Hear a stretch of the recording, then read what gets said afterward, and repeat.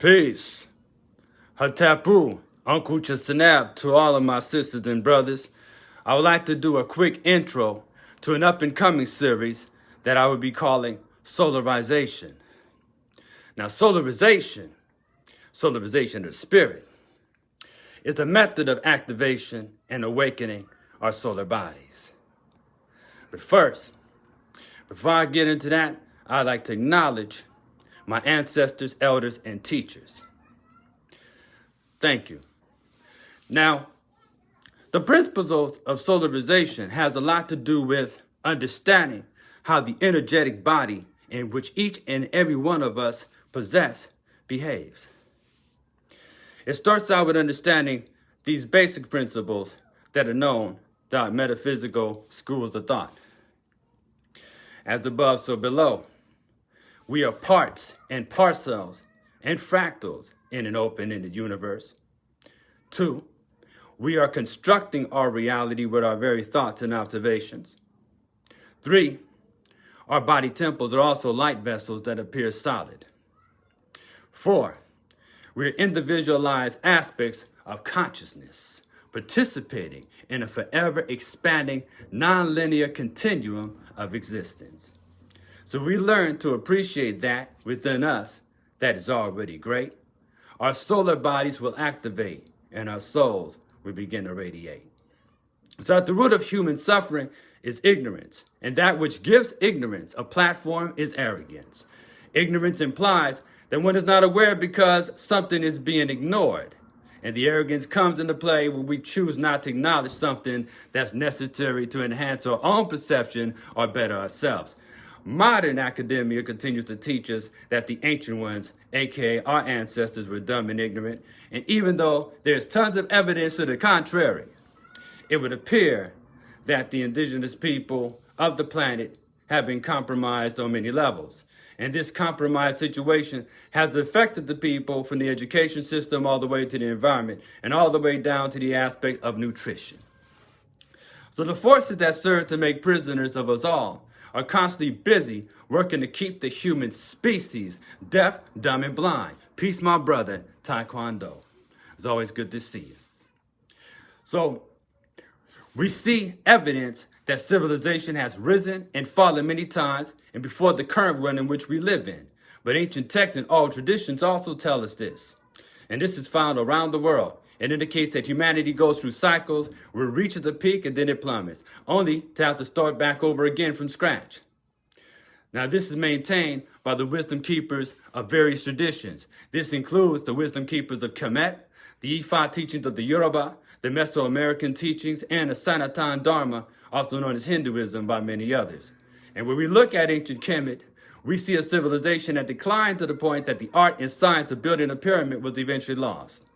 Yet, as it peaked, we see that its architecture and its design still put today's modern engineers to shame. And there are also charts and diagrams showing our ancestors expanding their consciousness throughout the whole entire universe. Various methods of studying the stars, knowing about the rotation of the planet, the years, the dates, sacred seasons, and all that. Now, the ancient ones knew how to create templates that worked as metropolitan circuit boards, kind of like a giant circuit board that you might be looking at, how the energy will circulate throughout the whole city, right? So that's how energy works. It's kind of like activating a machine, but you have to know how to turn on and turn off the circuitry. But when they're controlling people, telling people what time they gotta be at a certain place, at what time and everything else, they're taking your energy and they're getting you to do what they want you to do. But you're not necessarily living up to your potential. And this is what we're gonna talk about in the up and coming series, in which I hope you're able to join me for. Now, these circuit boards consisted of temples, pyramids, obelisks, or takenu, and reservoirs of water. All of this made up the technology of the circuitry grid placed upon what we call ley lines. And these ley lines function as a circulatory system that kept the energy moving in a way that the atmosphere was charged with huge amounts of energy. And being biologically tied to the sun, the African was able to feed on this photonic energy. And we hold the key within our very genetic code to unlock the secrets, or should I say secretions, of our inner divinity. First off, the DNA molecule does more than just create cellular protein. It works as a transmitter and a receiver. The wisdom teachings come to us in the form of religious texts and philosophical works that speak to our sacred origin and our divine destiny. And in spite of the fact that it seems to be making great advances in technology, humanity continues to be haunted by the enigmas of its past, or should I say enigmas of its past. So we look all over the planet, we find these artifacts, and they're being discovered that various artifacts show how ancient technology appeared to have worked. And it's highly possible that a lot of things that we take for granted today, we have already had in one form or the other. And this is all over the planet. However, it's downplayed by mainstream historians and archaeologists. Now, the question is, what did we do to activate that part within ourselves, at least our ancestors, in order to achieve such a high civilization? Today, we have been disconnected from our own past, and we seem to suffer the most from not just mental and physical ailments, but also social ailments. The people are under demonic possession, oppression, and repression, and the ones called black people today still suffer from the after effects of slavery and colonialism, and not to mention indigenous people all over the planet.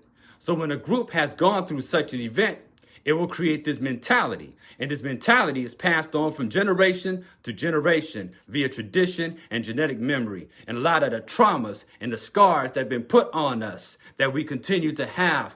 And there's methods to remove these, should I say, negative programs that lay in the back of our consciousness and act like viruses, in which we build layers and layers of information on top and forget the original source of the problems and act out on these traumas today. This also deals with our health, our memory, the reason why we age and have so many ailments that they're always talking about in the news and everything else. This is resulting in both internal and external isolation.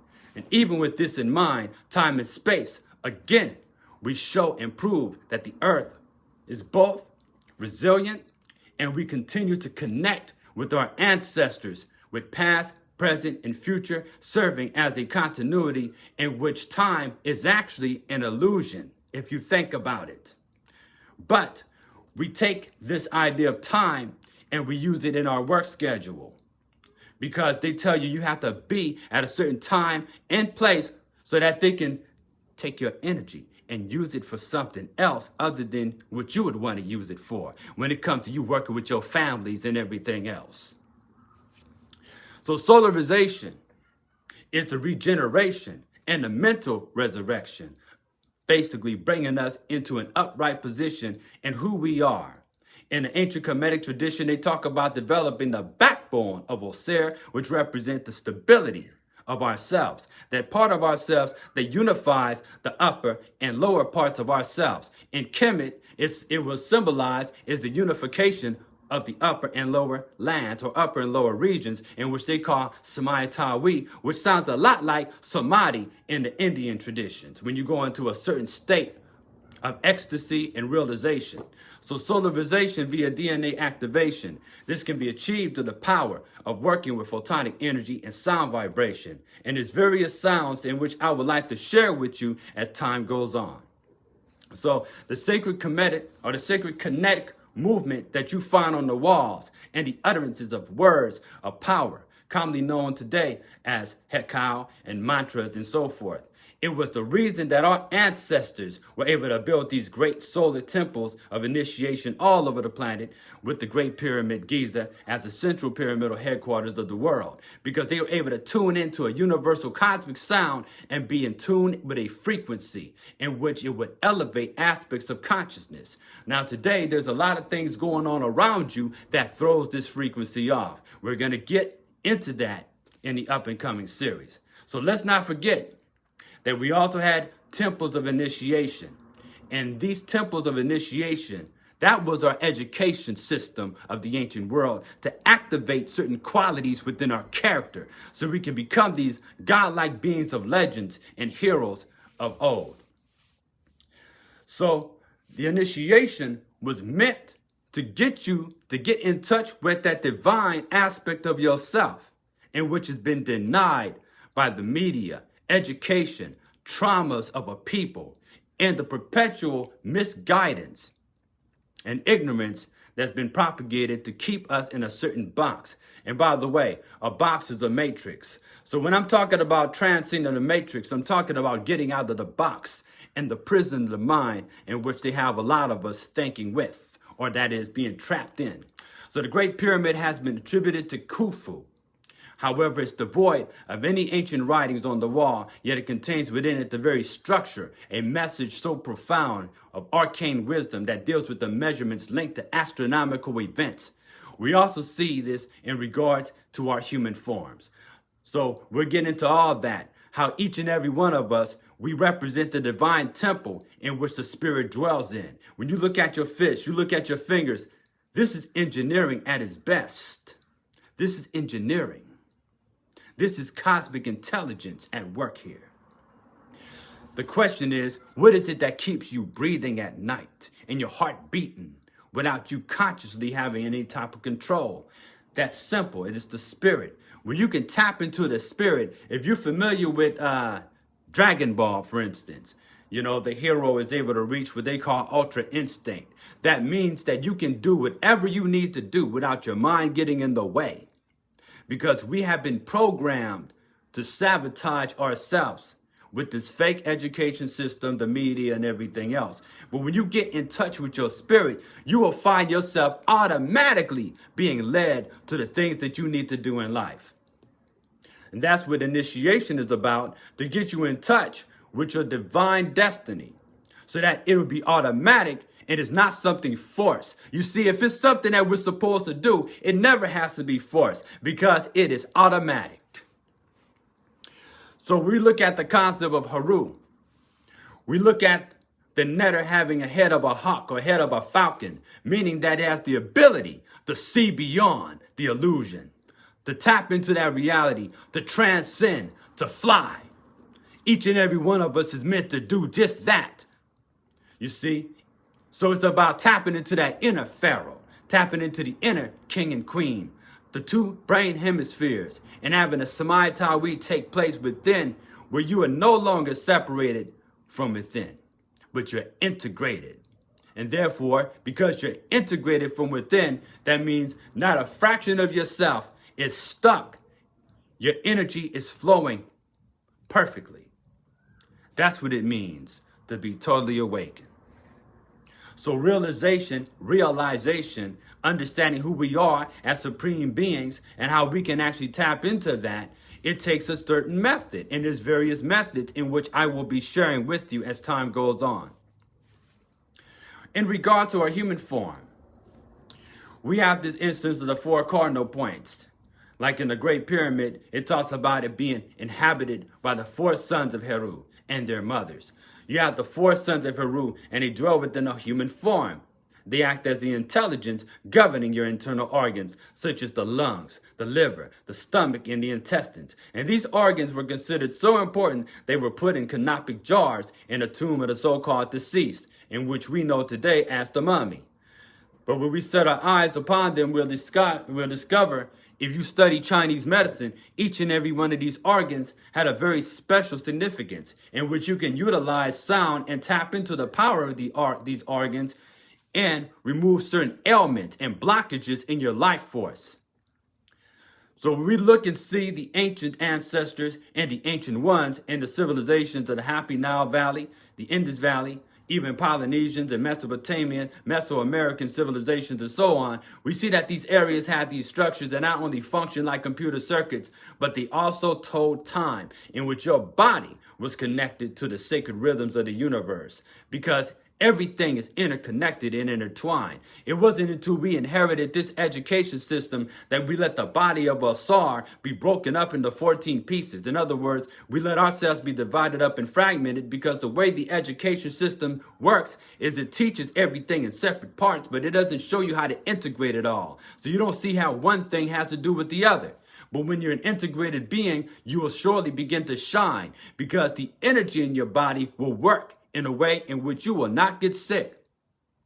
You see, as long as I stayed away from all those shots back in the day. I wasn't getting sick. I'm seeing my homeboys hacking and hawking and everything else. I wasn't even getting sick. Now, I'm not telling people not to do what they feel that they need to do. I'm not here to tell you that, but what I am here to tell you to do is to look into diet, look into the type of music you listen to, and what you tell yourself over and over again. Because these things will activate how you're going to behave in the future. What you tell yourself now and what you continue to tell yourself, that's going to be implanted in your so-called subconscious. The things that you repeat to yourself over and over again is the way you program yourself, especially when you're going through traumatic situations. Peace. So anyway, I'm going to go ahead and wrap this up. We're going to explore all this beginning Thursday. And hopefully you can join me for this conversation and discussion. Peace and blessings, family. I got nothing but love for all of you. Until then, Mazel Tov, Atarahotep. Peace.